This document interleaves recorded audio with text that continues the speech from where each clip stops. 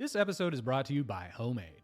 What is Homemade? Well, glad you asked. Homemade is a turnkey house flipping service we've built to solve the needs of aspiring flippers like you who want to get started in house flipping but want to do it with the backing of a professional and experienced team. We've designed Homemade so that our team will be with you through every step of the house flipping journey. Our team will deliver investment-grade properties straight to your inbox, Work with you to design your project to maximize ROI, oversee all the renovations, and handle all permitting requirements. and along the way, we'll hook you up with our vetted network of service providers to help finance, insure, and stage your property. Once the project is wrapped, we'll be with you arm in arm to execute your exit plan, whether that's through a sale as a flip or holding the property in your personal portfolio as either a long or short-term rental. At Homemade, we've taken the outdated and frustrating house flipping process and turned it into a seamless and rewarding experience so that novice and even seasoned flippers can have access to this investment class without having to delve too deep into the nitty-gritty everyday headaches that this business often entails. At Homemade, we do the heavy lifting for you. So if you've always wanted to flip a house, head on over to homemade.co to learn more about our platform and apply to work with us. That's homemade.co. Peace. Hey, Flipsters, I'm Lauren. And I'm Lincoln, and we are happily married. But not to each other. Yeah, we're old friends from college, and we're flipping houses in the Austin, Texas area. And we're taking you along for the ride. Hey, what is up, y'all? Welcome back to the Austin Flipsters podcast. We are your hosts. I'm Lincoln. I'm Lauren. Hey, how's it going? Good. What's going on? Nothing. I just been podcasting a lot out here. Just casting my pod far and wide. How you been? Been great. Yeah, I'm excited about today's episode. I think this is going to be a fun one. Well, that's a high bar, but we're gonna live up to it, man. We're gonna bring the noise, bring the funk. But first of all, let's catch up. Yeah. man. I want to know how's your life and what you've been up to. What are you into these days? What What do am you I got? into?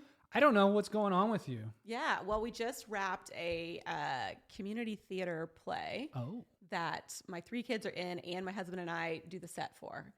This thing is a grind. It's been a part-time job. They had rehearsals Sunday, Monday, Tuesday, Wednesday, and shows Thursday, Friday, Saturday, Sunday. So it's 8 days of... Are you wearing like the full black outfit? Are you like the roadie? Do you do the set changes I and was stuff? backstage a little bit, but I was not in all black, no. Oh, so but you're not involved in the production. You're like pre-production. You're like building the sets. Building and the then set, yes. But you're not moving around. Underwater What was the show? Nemo, Finding Nemo Jr. Finding Nemo Jr. the musical? Yes. Or the play? The musical. Musical, yeah. Wow. Yeah. No, we built a whole set. Up until like 30 minutes before opening night, we were adding some zhuzh to it, but What it does got a done. set? How do you build an underwater set? So actually one of the other parents built this awesome like coral. It was like these rock looking coral. And then we had steps in front of it that we had to then do spray foam to make look like rocks, like underwater sea. And then we added some ribbon, some iridescent ribbon to the back. And we had repurposed from previous years some trees that we turned upside down to make coral. Oh. Painted them bright, fun colors. So yeah, it was Wow. it was fun. So handy of you. Yeah, putting those design skills to work. at the theater. Yes, from homes And to all 3 of your underwater. kids are in this? Yeah, so my oldest daughter was the starfish in the Tank Gang, if you're familiar with the show. Yeah. Eventually, Nemo finds his way into this Yeah, tank, into the dentist's office. And then my middle daughter was Pearl, the octopus. So she's one of the school friends for Nemo in the beginning. You made me Massiel's ink. shaking her head. She knows. Is that, you guys, you made me ink. So she had 2 big lines in the play, and one was, "Oh, you made me ink." Gross. Everybody loved it. And then also she got to say, "That's a really big butt." So she was stoked to be able to say She butt got to say in the front B of word. 180 people every night. 4 sold out shows, by the way. This is like Wow. Taylor Swift level. Yeah. This is not nothing. Yeah. Are people now concerned with, like, is the paparazzi following your kids around to see who they're dating? I forgot and, to like, say my son was Moonfish number 1. Oh, So. right. Moonfish number Moonfish 1. number 1. There were multiple moonfishes. There were. Wow. Yeah. No, Well, that's great. Yeah, it's like one of my favorite things because it's in our neighborhood. It's like this whole community thing. My whole family's in it, and then a lot of families from like their school, and then schools across the city. And it's like you got parents involved and kids involved. That's a and great little community get together. It was awesome. Yeah. Well, that's fun. I've never. Yeah, my wife used to do the community theater. When Really? she was a kid. I wish I would have done it. I would have loved it.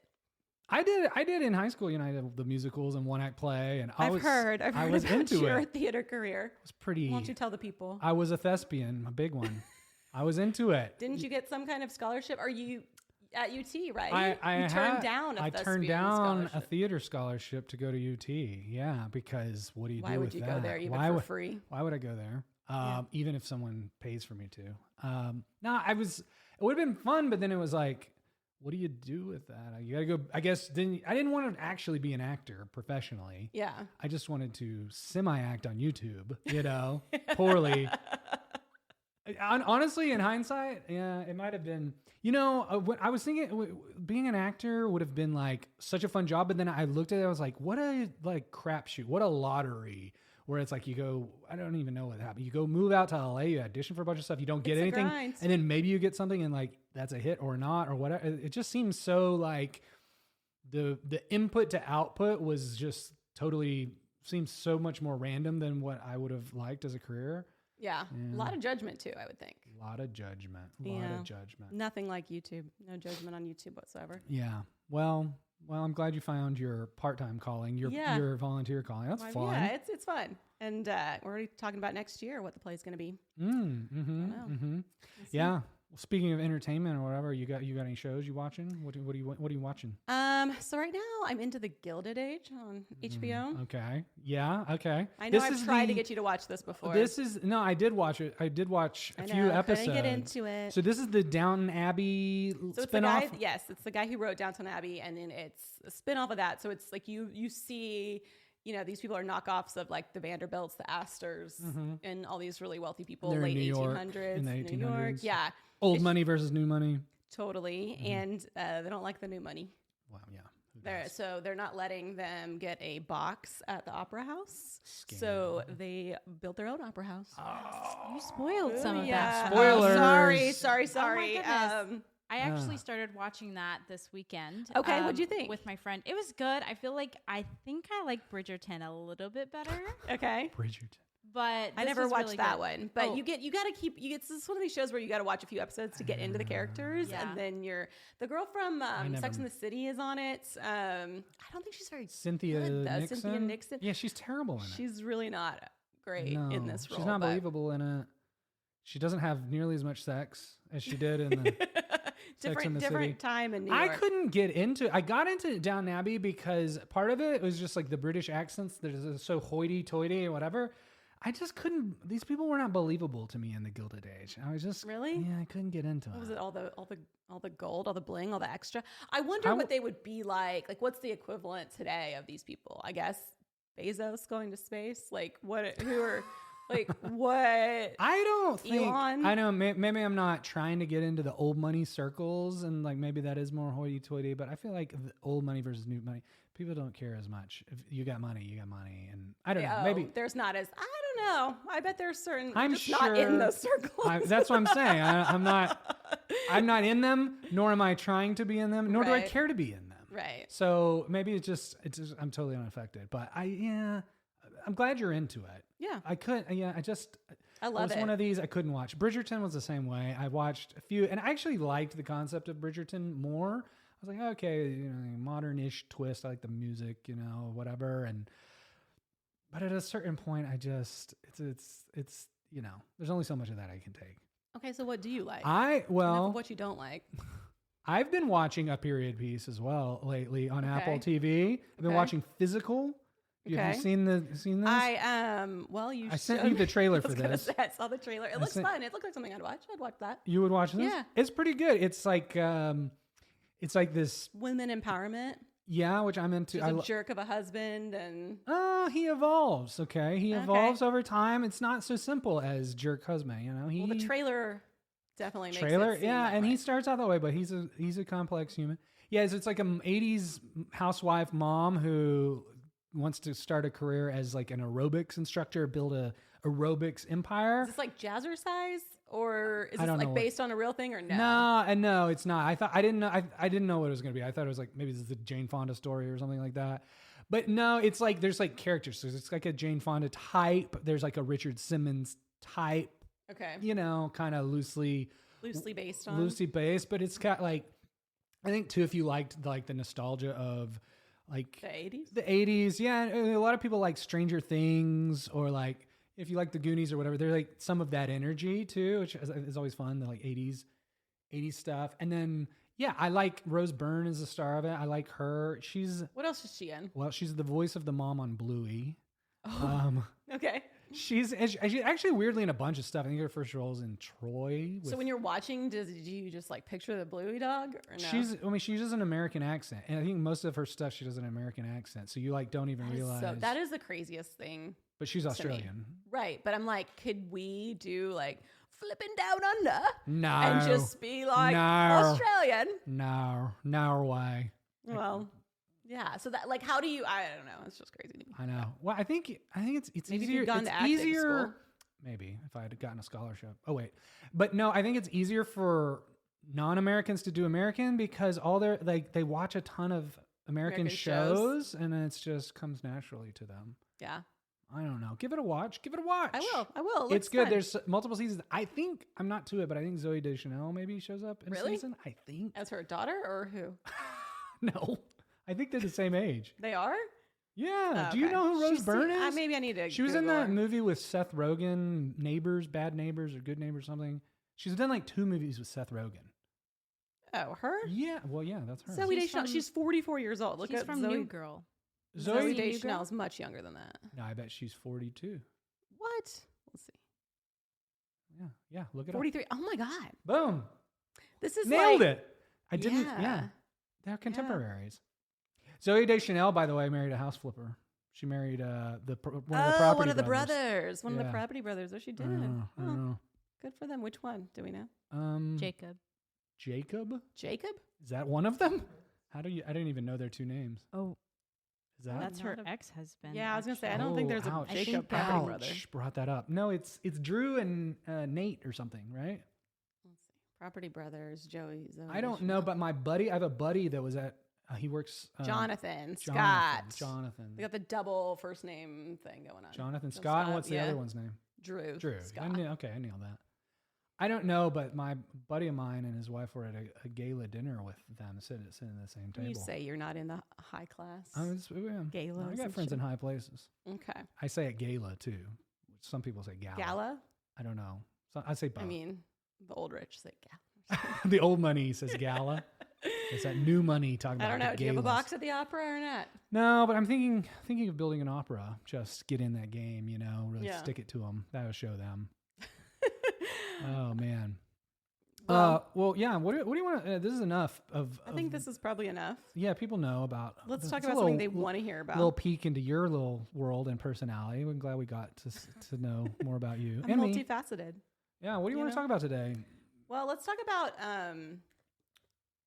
this.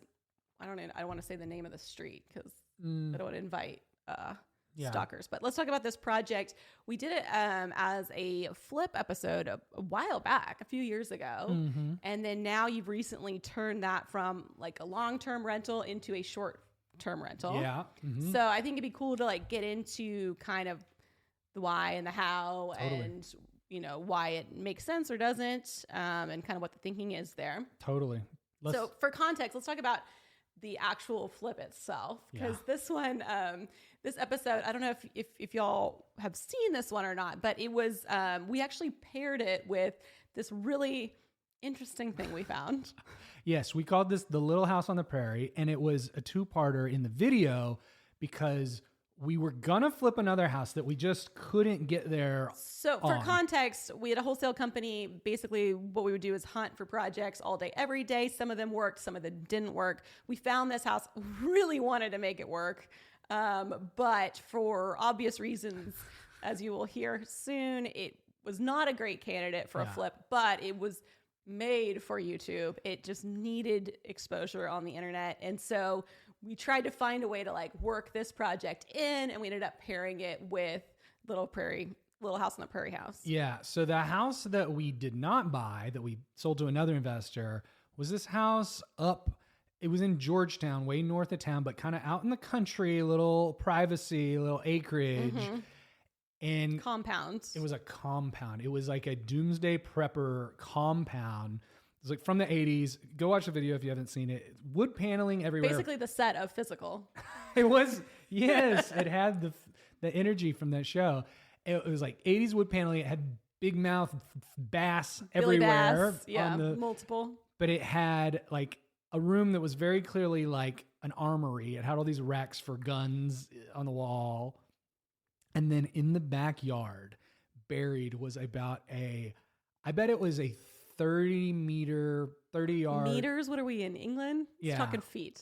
Oh, wow. I'm more of a Downton Abbey kind of guy, but Australian? I if don't you know. must, we'll talk feet. It's yards. A meter and a yard are pretty close for those of you who don't know. I'd say it was a 30 yard long underground subterranean gun range. Yes. At this house. It was so creepy. It was the creepiest thing. You would like walk, it was like this little shed building, like a garage almost. Yeah. And you would walk in and then there was this door and you open the door and it was steps down like into a basement dungeon situation. It was like Silence of the Lambs, Wild Bill, like what is down here. And you get down to the bottom and as he was mentioning, I like to think in feet. It was probably like 100 feet, 200 feet. Down to the end where there's like a target for shooting practice. And the target was lit up at the end of it. So it had these windows like to the ground. Mm-hmm. Yeah, it had like a skylight down there. So it was this long, dark corridor. And at the end, these targets. And we walked down it. And the spookiest thing was like, it was pitch black down there. The electricity was off. And when you get to the end of the gun range and then you turn and look back behind you. There's doors that close too. So it was like the eeriest feeling because you were like, I could not escape. There is no way out of this place. If someone were to trap you down here, it was so creepy and totally unexpected. You don't think you're gonna just like run into that. And so very specific buyer. Yeah, and it was crazy too. So I feel like we should do like maybe a well check on whoever ended up buying that property. It's definitely like a Dateline. Like it was. Turns out it had solar panels. Like it was. They were like prepping.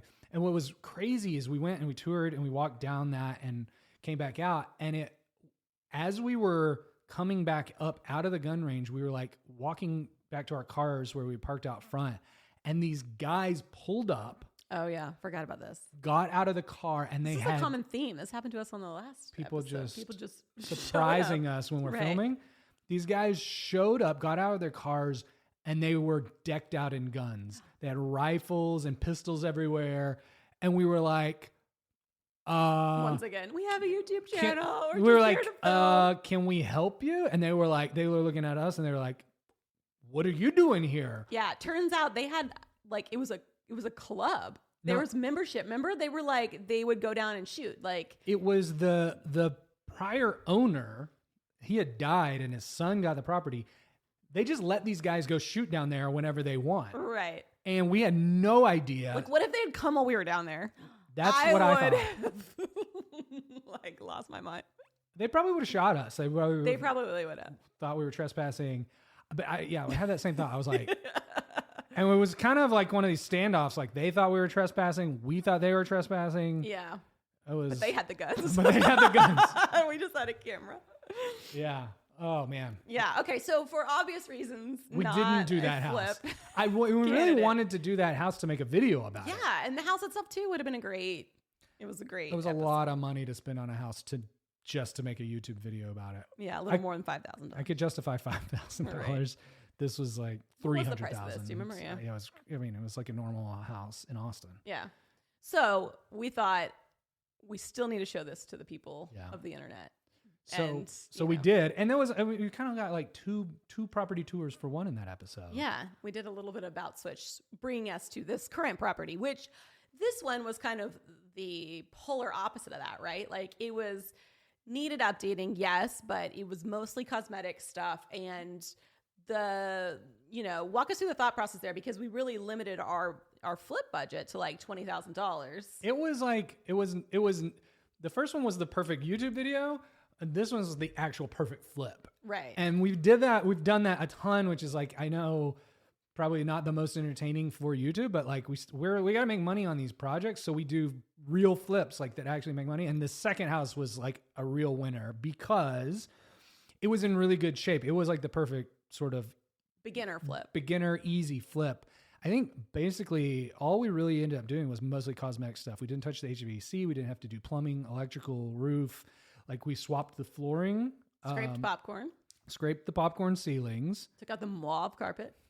I forgot about that carpet till I rewatched this There's episode. maroon mauve carpet that was disgusting. We ripped out all the carpets. We just did like laminate LVP flooring throughout the house. And we did a lot with paint, right? Yes. Because that's some advice that we give often, which is, you know, paint is a very affordable way to make a high impact design wise, and without costing a ton. But we also wanted to make it interesting for the video, so we kind of went above and beyond. We did a feature wall, which we staged as a nursery. We did kind of this ombre paint on the exterior.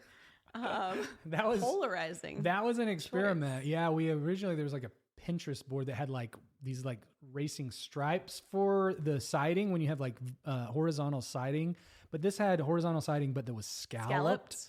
Yeah, and we tried it, and it looked. We had to do it twice, right? The Exactly. first time was like It was a fail. what's it called? It's like Pinterest, and then like Yeah. there's a name for that. I forget. What is it called when you Pinterest fail, maybe. It's just Expectation versus reality. yeah. It was very like Instagram versus reality. It was like No, there's a name for it. Wow, There's we're drawing a something. blank on it, but we tried it. It was a Pinterest fail. right. And then we redid it and we painted it in a ombre, sort of from like a light color to dark color on each row. And that worked, right? Yeah, it was cool. It was cool. You didn't love it? I didn't love it, but I loved it. I'm curious. Well, we'll get into it, I guess. But the internet's mixed on the ombre paint. It was kind of when ombre hair also was in. Yeah. Very in. So, you know. I thought it needed something because like this whole neighborhood, it was obviously the same developer and all the houses had this scalloped siding. And I just, to be honest, I thought it looked so cheesy in this area. You know what I mean? And I thought like making it a feature versus like just trying to hide it. I thought it worked better than just painting it a single color. Yeah. I'll say that. And we had the people vote on it on Instagram. Yeah, and they you know. So if you're watching people never this, lead us astray for sure. that people chose it. And then the other people chose to comment about how they hated it. Yeah, we get all the time. Why you just paint it white? Blah blah blah. And then the one time we don't paint something white, they're like, "Oh, you should have just painted it white. What are you thinking?" Yeah, I know. One thing we did get a lot of comments of, and I can't help but agree with the commenters. Okay. Was the bed frame in front of the window in the primary bedroom. Very, very. It was weird. Evoked some feelings. So people had a lot of thoughts. We put a very large headboard It was the wrong choice. Well, no. And we'll get into why we used the furniture we used, but like. Yeah, it was not the wrong choice. It was our only choice. True. So what happened on this one is we kept it as a rental property, which we'll talk about how and why. But for YouTube, like when we flip a house, we stage it, right? And we have a stager that we work with that comes in, puts and what is staging? For those of you who don't know, staging is just the temporary furniture that you put in the house to give potential buyers a feel for what it looks like with furniture. So it feels more like a home. It also, the reason that we do staging is it really draws your eye to the staging rather than any kind of imperfections that may or may not be there. People, when you walk into a blank space, all you can look at is like, oh, is this, look at the ceiling. Did they miss any popcorn, et cetera? Yeah. When you walk in and there's furniture, you can really imagine yourself in this house. And buying a house is an emotional experience. And so you want to like connect and you want future buyers to be able to see themselves in the property. Totally. So we stage all the houses that we're going to sell. But if you're going to rent out a house, you don't do that typically. You could stage a house for rental, but typically you don't. You put up for rent. The people that are going to lease it going to bring in their own furniture. And bring in their own big tall bed to block the window. So you would not go to the effort to stage a house if you were going to rent it. But we needed to for the video. But we have a YouTube channel. Right. And it would look really weird to renovate this house and then not have furniture in it. Right. But we don't have a staging company. Right. We don't just have a ton of furniture to stage the houses. We pay somebody else to do that. But what we did have was some furniture from brand deals. Right. Hodgepodge of previous brand deals. So if you go back and watch this video, you'll see like the staging is not the most cohesive. It's like what we had. without having to go buy a ton of furniture. And that's what this bed in front of the window was. Right. We had but that's a very nuanced thing to say in a video, obviously. Yeah. So, you know, we just let the hate come. We didn't get into why the staging was a little odd. And yes, people felt passionately that Very headboard should be lower. People also hated that chandelier. They did. I hated that chandelier too. Yeah. Well, It was, yeah. I loved everything else about that house. I hated that chandelier. I think you picked it though. Yeah, well, Pretty sure. it's fine. I admit when I'm wrong here. Sometimes you swing and you miss. But I stand by every other light fixture in that house. Well, okay, so let's talk about that, because part of, you know, the thought process going in was this is going to be a rental, and so we kind of approached the renovation differently, right, than you would if you're going to flip it. Yep. And so let's talk about sort of the value engineer flip that we did on this one. Totally. I think, you know, if you're going to keep something as a rental, like a couple factors that you got to remember is, you know, one, it's not somebody's forever house, right? So they're less particular. They're less particular about it. Two, I mean, typically wear and tear is going to be higher on a property that's not your own. We had really good tenants in it and they took pretty good care of it, but you just never know if somebody's going to, you know, be using and abusing that property. So we did things like the vinyl flooring where we might have done something a little more delicate, like a engineered wood floor, for example. And then the ROI. Kept the cabinets. Yes, exactly. We kept the cabinets because the ROI on that, you got to remember, you're not going to get paid back in one big lump at the end. Like you've got to amortize that investment over time. So keeping things like the cabinets is a huge money saver. And then we painted them green for the video, really, because to stand out, you know, if that would have been maybe a gamble if we listed it for sale, you know, that could be a polarizing thing for somebody who's buying it, somebody who's renting it. They're not as concerned about it. But I will say this, even though we kept it as a rental, I think those sort of like design hack things that we did, like with the paint, the ombre style, painting cabinets green instead of something more traditional like white, doing a little bit funkier light fixtures, I think all of those things helped it rent, and it did rent for like a slight premium above the market rent in there. And it rented to two very lovely women that like, I think appreciated that brought a similar vibe and energy with the furnishings that they put in the house.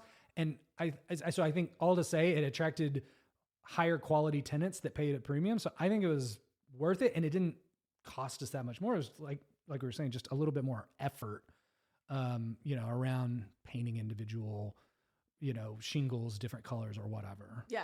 Well, and typically we don't hold properties as a rental, particularly here in Austin, because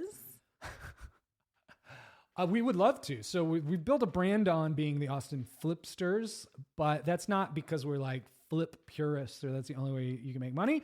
I think it's good to have a diversified approach to real estate and flip some for our immediate cash in the door. But I think holding on to property long-term is really the only way to like build long-term wealth. Well, and especially at this time, interest rates were a lot better than they are today. Better. I think they were 4% at the time, even on a rental loan, which typically is more than like what you'll pay on your primary residence mortgage. And so, you know, we were trying to get our hands on as many long-term rentals as possible to be able to build up a portfolio because like, you know, at some point you may want to go on vacation or stop flipping. As soon as you stop flipping, the income stops coming in, right? Versus long-term rental, it's going to be coming in. Mailbox money. And, you know, you can also, you've got more flexibility. You could take a break and then come back to it or whatever.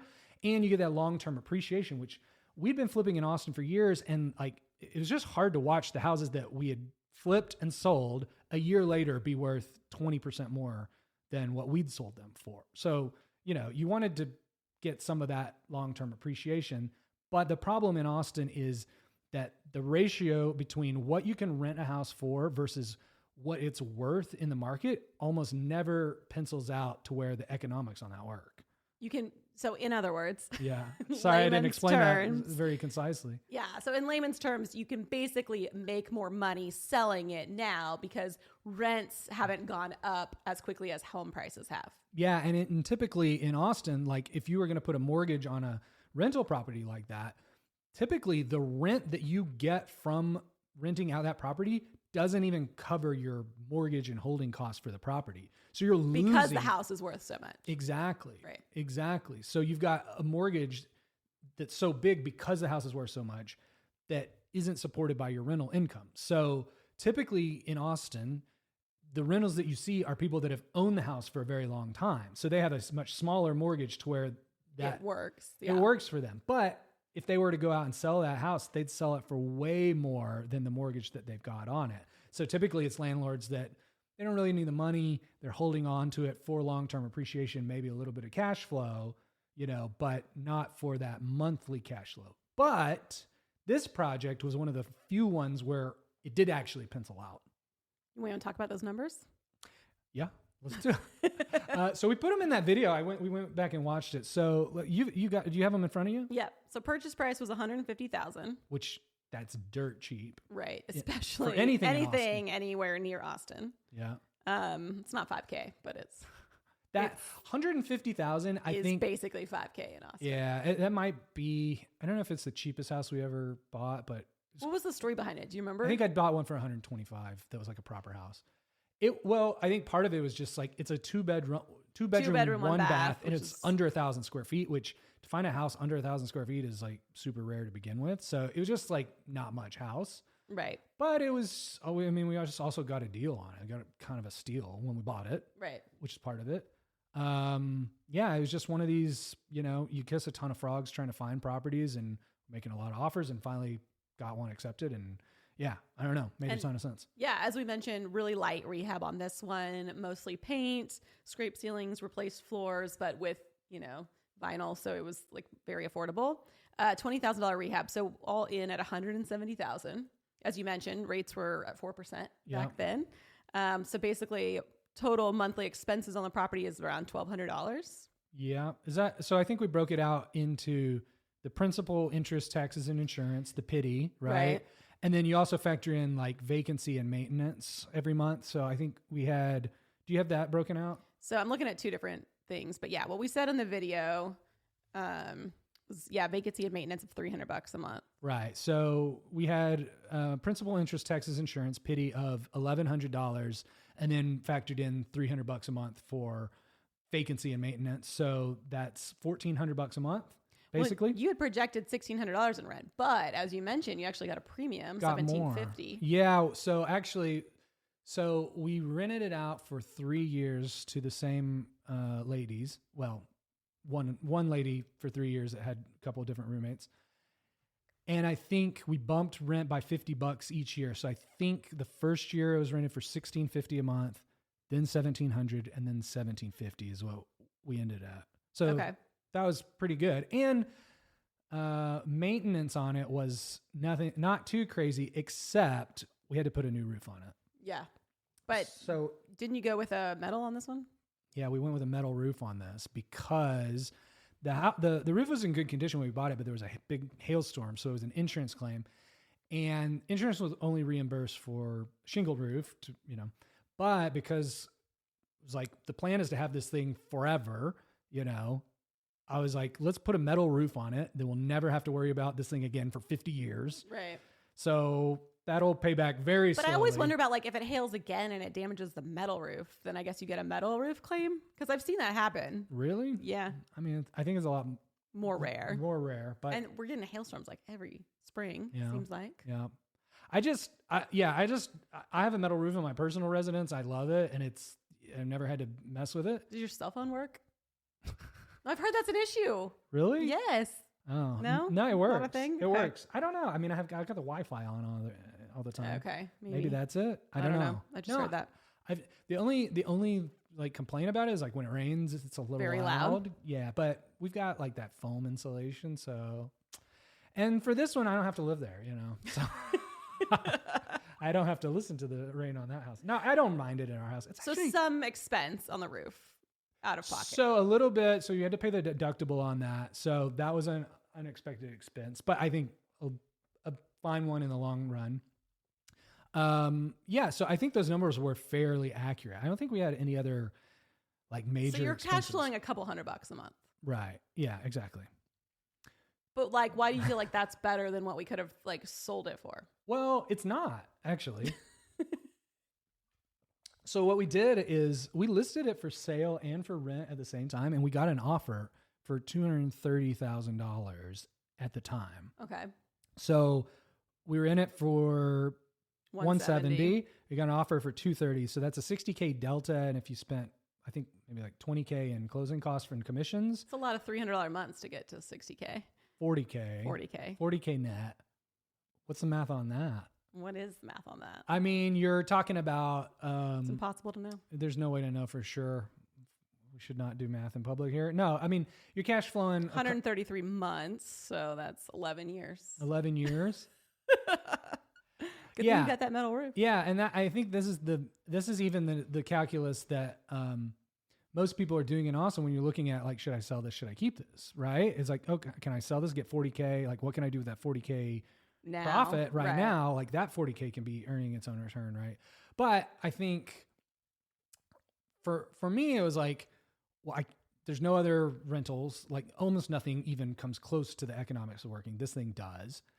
And in the next 3 years, like that thing appreciated at its peak in 2021 when market prices were like super high. I comped that thing out at between $330,000 and $350,000. Yeah, that's crazy. So Should have sold then. I should have sold because I think today, realistically, It's probably back down. Yeah, I think it's 20. probably like, no, I think it's like 280,000 Yeah. maybe. I mean, Still, yeah.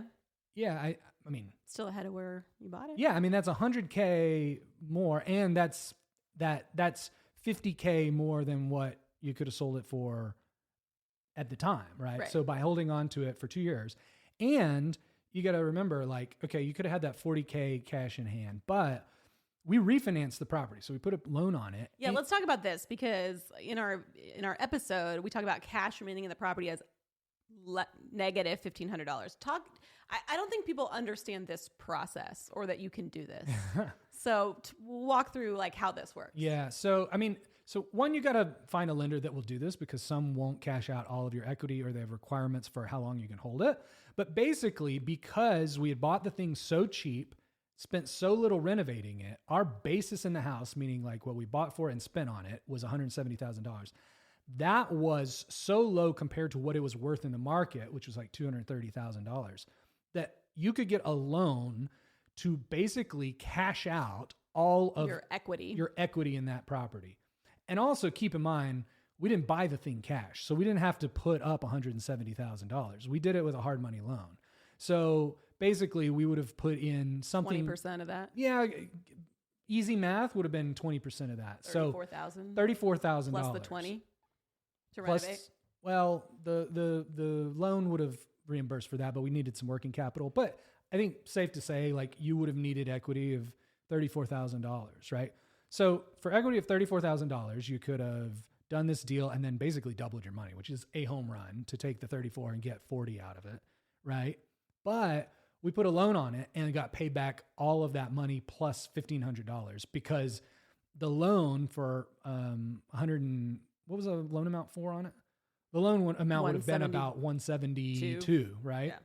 So cash out all of the value of that property plus the actual equity you put into it of $30,000. So we had no money left in this property at all. Like besides the monthly obligation. We had the obligation to pay this mortgage. Yeah. But it was a pretty easy, that was a pretty low risk obligation because one, we're renting it out for more than what we owe on it.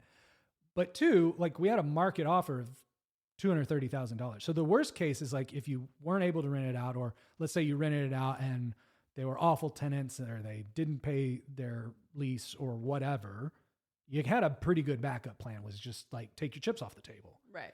And as long as the market didn't tank more than 20%, you still were positive in the deal. Yeah. So like pretty hard to lose on it. And then, so your return on equity, once all your equity is out, is infinite.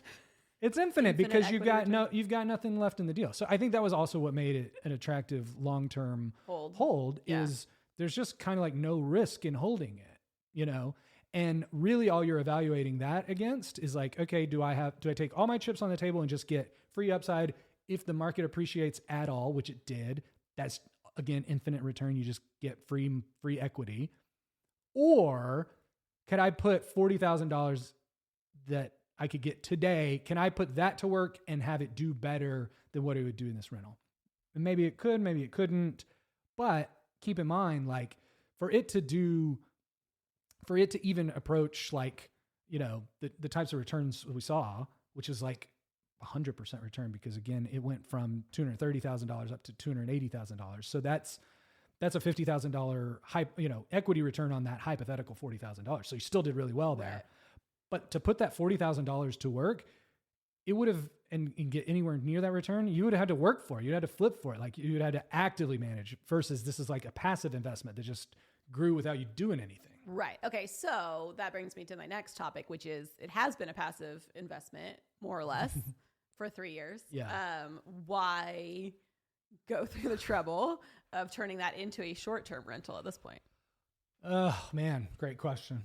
Well, I think, first of all, it's not no real estate investment is like actually a passive investment if you own it directly. I think, if you want to put your money in a REIT or like something, a limited partnership where someone else is actually managing for you, you can consider that passive. But even a long-term rental, like there's work to be done. Like you've got to find the tenants, you've got to manage the property, you got to make sure they're, cutting the lawn, they're paying their utility bills. And then like with our tenants, they were mostly lovely people until at one point the roommates had a falling out, and fun. Yeah. One of them wanted to basically break the lease, and they wanted me to be the arbiter of who was in the right and wrong. And I was like, ladies, I am not your Judge Judy. I am not Judge Judy. That would be a fun show. I'm not your friend. I'm not your arbiter. I'm not your dad. I'm staying out of this. You're both on the lease. So you need to pay this rent. You're both obligated to do it. And you need to figure out like what happens if you don't. And, I had to say that several times to them, but ultimately they did figure it out. One of them found another roommate to come in and live, and they handled it well. But like, I had to get involved, and so it's not a passive thing to begin with. So I think that's number one, which is like it's going to be work regardless. But then I think it was really interesting is like we've built up a portfolio of short-term rentals around the Austin area, and like. There's a ton of work and systems that go into managing the short-term rentals that we've invested a lot of time and effort and resources into figuring out how to do that efficiently in an automated way.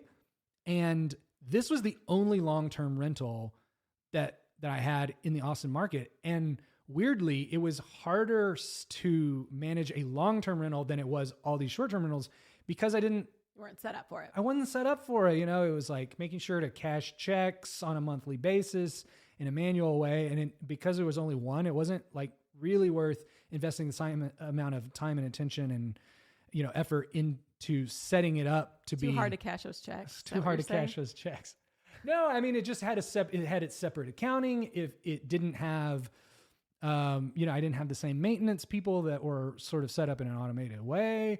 And then there's the money, Right. Yeah. Well, let's talk about it. Okay. So you switched it over in what? September this year? Yeah, September of 2023. Okay. How's it doing? It's doing good. So we set it up as a short-term rental. And for context, we rented out to those three girls, like I said, for $1,650, $1,700, and $1,750 a month. And the short-term rental income on it was in its first month in October, it did $2,600 in that month, and it did $2,800 the next month.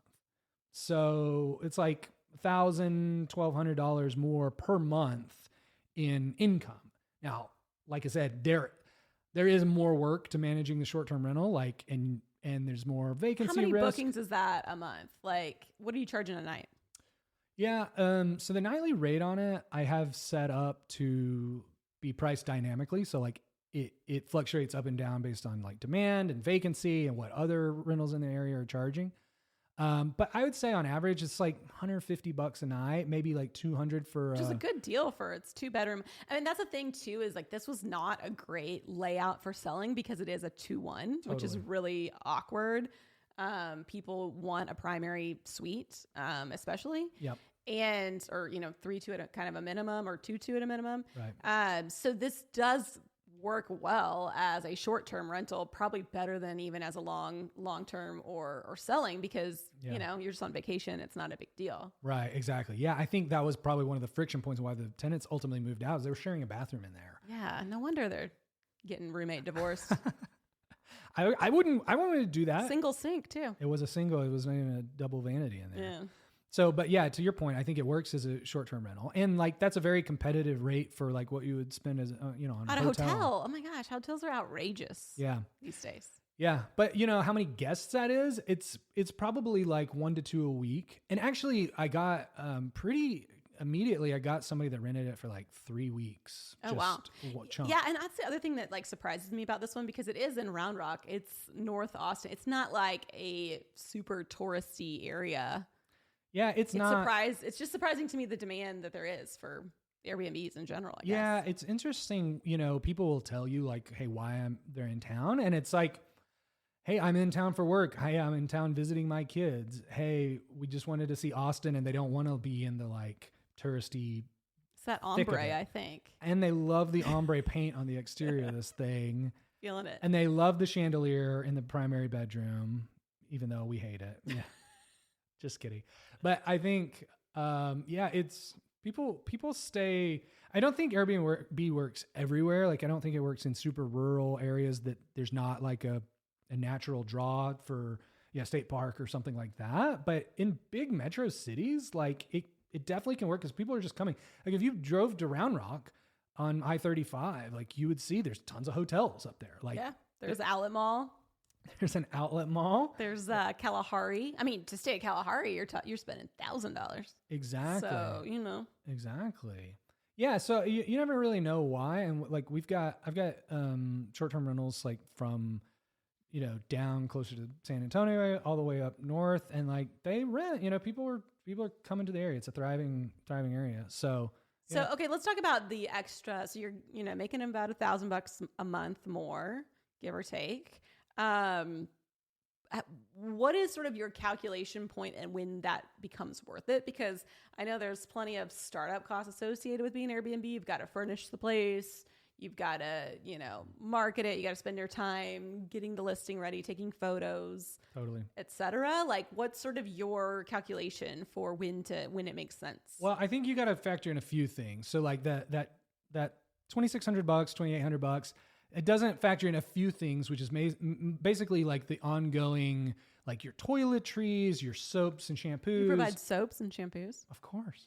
Where you've been staying that's not providing you those things. Yeah, I guess so. You have to bring your own when you stay at an Airbnb. That is like... I guess I just don't... I don't stay in a ton of Airbnbs. I mean, it's basically hotel amenities like that. I also provide like coffee and a few just basic stuff. Do you have a welcome basket? No, because... Oh, you should. Yeah, I don't know. That... Again, like my thing is like I want it to be highly automated, and a welcome basket is like something you would need to set up every time, or you'd need your cleaner to like, you need to have a bunch of them prepped for them to like bring in every time. And maybe I'm just not a good enough Airbnb host. I think that would wow people, but like it's not, I don't know, it's not expected, and it's not something that I want to put the effort into. Yeah. But basically you've got those ongoing expenses, which are pretty minimal, and they may be, I don't know, $100 a month. Like it's nothing outrageous, right? So I think part of your calculus of like, is this worth it? Shave that number down a little bit. I think your maintenance may go up a bit just because like they're not taking care of it or whatever. And weirdly, I did have. Well, you do get eyes on the property more frequently too. I mean, with a long-term rental, you don't, it's a year before you're back in to see whether anything's happened or not. Yeah, exactly. So you've got a cleaner in there all the time. So like, weirdly, right out of the gate, I did have an issue with the washer and dryer. There was like basically a leaky valve that freaked me out because there was like water everywhere. It was like $100 fix, so nothing crazy, but it was crazy because for 3 years that wasn't a problem with the tenants, and then in the first month of short-term rental, so that had me. They just weren't doing laundry or what? I don't know. I have no idea. Maybe that was the problem. They each wanted the other one to do the laundry, and like they were just stalemate. Both stinky in there. Roommate stalemate. I don't know, but. Yeah, it's just weird, the maintenance issues that you have on a short-term rental versus the long-term rental, kind of weird. But I think you got to factor in, okay, so like what is the true delta between what I'm going to make an income from a short-term rental versus a long-term rental. In this case, it was like $1,000 a month. I thought pretty consistently that you'd get more by doing the short-term rental. And then I think is the effort of managing it worth it, which for me, like managing these things, it's pretty easy. It's like a few hours a week to manage. There's all some of them. drama though. I've been there when you've gotten phone calls about like keys getting lost. Yeah. And Yeah. It's not. Yeah. I mean, and we've got a pretty good system for like, I think we need like a whole episode on just spinning up a short-term rental. we could totally, I mean, we could do a whole series on how to like actually run these things, but yeah, you need to have keys and a backup set of keys and an automated messaging system. And then you need to have your cleaners automatically notified and paid automatically. Like there's a bunch of stuff that goes into that. But I think when it's working well and there's not drama, like they've got in the way they're supposed to and they didn't break anything and it's all like, didn't bring their dogs. They didn't bring their 100 of dog. their closest high school friends. yeah, exactly. When things are going well, like it's smooth. So I think is the juice going to be worth a squeeze on like how much effort this is? And like mostly it's okay. You do have to put up with some random time phone calls or like people that don't know how to work a smart touch lock on a door or whatever. But then the other main like financial calculation when you're thinking about, do I switch from a long-term rental to a short-term rental, is the payback period on the furnishings. Mm-hmm. Because that's really what you've got to do to get the house ready is you got to furnish it and then you got to put in all the accoutrement for the rental. So things like cooking utensils, maybe a Keurig coffee maker, like stuff like that, amenities that you expect at a short-term rental. And so it's basically like, how much am I going to spend on that stuff? And then how long will it take that incremental extra $1,000 a month to pay that off? To pay that off. That's really the calculation. Right. So for this one, I did it on the cheap because of that calculation. So you can spend, as you know, furnishing a house, like you can spend whatever you want. Right. It's like buying a car. You want to buy the Kia? Do you want to buy the Porsche? Like, and you need to buy somewhere in between. I mean, it can't be totally the cheap stuff, but also, you know, what's the return on a very expensive couch? Probably not great. Exactly. You're balancing the durability, the style of it, and the longevity and like the cost, right? For us, like we had, like I hacked it together. So we had like some leftover furniture from So you're welcome. Yes, thank you. Send you my bill. Yeah, we had furniture that we were like just storing from like past brand deals and other projects that needed a home. I think you know, a lot of the decor and stuff you can buy either really cheap from places like At Home or just online on Amazon or on like you can go on Craigslist. That's usually like more trouble than it's worth to have to go collect the items or whatever, but you can get the decor super cheap. It's really the furniture. And for the furniture, it's a few core pieces that luckily we had. So I already had a couch, a big like credenza in the living room, and then 2 bed frames. So is that bed still blocking what you same one? I put that in the other bedroom. Okay. It is the same bed, but it's in the other bedroom now. And then I got the people that commented will be happy to know we put a low frame bed. Oh, good. In the primary, and we switched the orientation, so it's not on the same wall it was. You in still the have the video. light fixture? Yeah, it's Okay. still in there. It's still ugly, but you know what? Who cares? And also, I got rid of this giant art piece that my wife hated, and like we didn't have a home for. I was like, this is the perfect place. Put this in the Airbnb. Make somebody else look at this thing.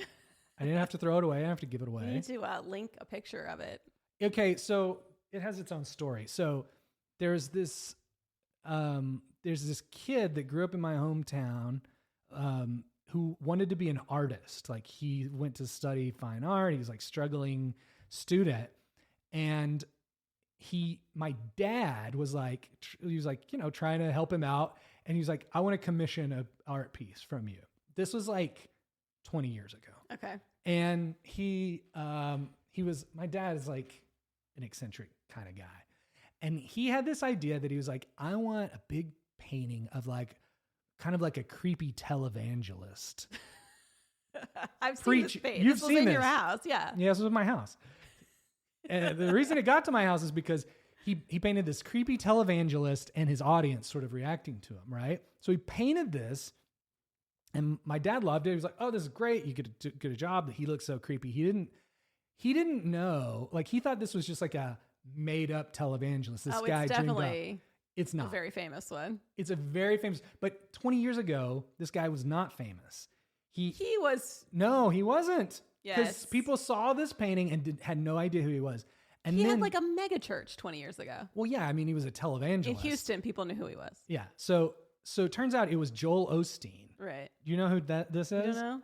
So he has this No, I mega don't. church in Houston called Lakewood. Lakeway. Lakewood. Anyway, my dad thought this was just like a made up figure. And then Joel Osteen was on the cover of Texas Monthly, like a year after he did this painting. And then all of a sudden, people will walk into my parents' house and they're like, "Is that Joel Osteen on your wall?" And my dad was like mortified because he's not like a follower of Joe Osteen. He just wanted a piece of art, and people thought he was like super into Joel Osteen because he had a giant painting of him in his house. And so my dad was like, I can't have this thing in my house anymore. I need to get rid of it. And I've told you about Righteous Gemstones, right? I've watched it. Yeah. Amazing. Hilarious, Amazing right? show. Yes. So my dad at the time, like, I was a bachelor moving to Houston, and he was like, "Hey, would you want this Joel Osteen painting?" And I thought it was hilarious. I was like, that would be so funny to put up in my bachelor pad in Houston. Like, just like as a joke. So I took the painting from him, and I didn't stay a bachelor. I got married, and you met your wife at Joel Osteen's church, if I recall, That right? is You were not passing the true. piece That at is not Lakeway. true. That's what I heard. That is not true. No, but she didn't think it was as funny as I found it. She was in the creeped out camp. Well, props to her for it. It's been in y'all's house for quite a while. Yeah, I'm not giving it up. I made her put it up. People were totally creeped out by it, but I didn't care. And like, with a little bit of explanation, people think it's funny, but she was not. So at the first opportunity, she was like, "Get this thing out of my house." Yeah. And I was like, So do you get comments from people that stay? "No one has said a thing. No one yet." has said a thing. It's a low They probably sample get size. there and they're like, I'm sure they're creeped out. weirdo. But I put it in the primary bedroom. It's not. It's kind of creepy. we got it. We got to post a picture. So We got it. people can see. I don't know if we can get a picture of this. It's very weird. But Do you have a picture of the listing? I don't know if it's in the listing photos. We should pull it up.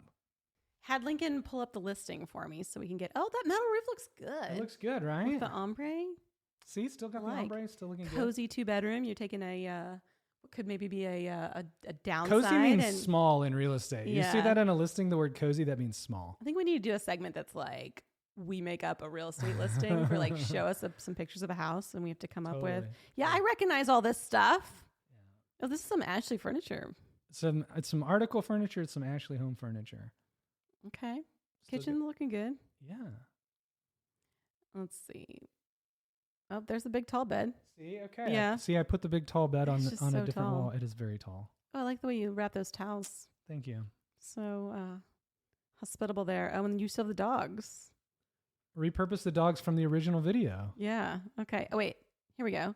Oh, it's 2 separate paintings. It's 3 separate him- paintings. 3. So it's him, and he's huge, and then Okay. it's 2 separate paintings of his audience members. Look at this lady. So we She named is them. straight out So of We named all Sally the characters. Jesse Raphael. No. So we named them. That's Hillary Clinton, right? Yeah, yeah. You've got Hillary Clinton. That's that? Chevy Chase.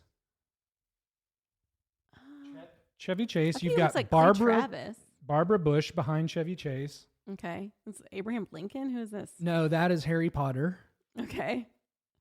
Who is this? Oh, this lady's who's That's devout. Condoleezza Rice. Really? Okay. Yeah. Well, I mean, not don't- really, but we named that. We had to come up with names for all these people because Right. we're staring at them all the time.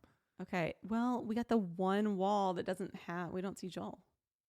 Oh, we don't see him? Yeah, okay. He's intentionally left out because he's so huge. Creepy. I'll get a picture. I'll put in a picture. $115 a night. It's a deal. I know, of a deal. right? Cool. Let me see if I got any on my phone. I don't think I do. It's a but guest favorite. Thank you. Wow. 5-star. 5 Boom. reviews. People are loving Can we it. read the reviews? Let's see what they Oh say. gosh. I don't know. Just perfect for our short stay. Very nice. Very clean. Nice furniture. Nice. Great host. Host was responsive. Would stay here again. Very clean. All right. That's great. I'm getting rave reviews on the Airbnb. We'll have to get a picture of Joel, but it's Dive into a minty fresh getaway. It's like you're putting your creative writing skills to work here. Oh, for the mint cabinets. Oh. Get it? I didn't pick up on that. Because they're mint colored. You maybe should like say something about televangelists or something. Nah, I'm leaving that out. That's a surprise. That's an Easter egg for people that I'll stay. just say, the Lord is watching over you, at this cozy 2-bedroom. Yeah. Anyway, this is a tangent. All to say, I found some creative ways to furnish the place. Right. Stop. We don't need to go down the rabbit hole in the reviews. Oh, no. All right, cool. Well, I mean, I think you're off to a good start. Yeah. What happens? What's like your, So what if, people get creeped out by Joel and all of a sudden they're leaving bad reviews and it doesn't perform as well? At what point do you flip it back to a long term? Do you sell it? What's your thoughts? Oh, so a couple other things. So like, I think the other key consideration is like, it's easier and cheaper to get financing for a long-term rental than a short-term rental. Oh, okay. Yeah. So talk about that because it's basically smart to keep it as a long-term first. Exactly. So I got a loan on it as a long-term rental. And like what they want to see to do a loan on that is they want to see that you've got a lease teed up, that there's going to be a tenant.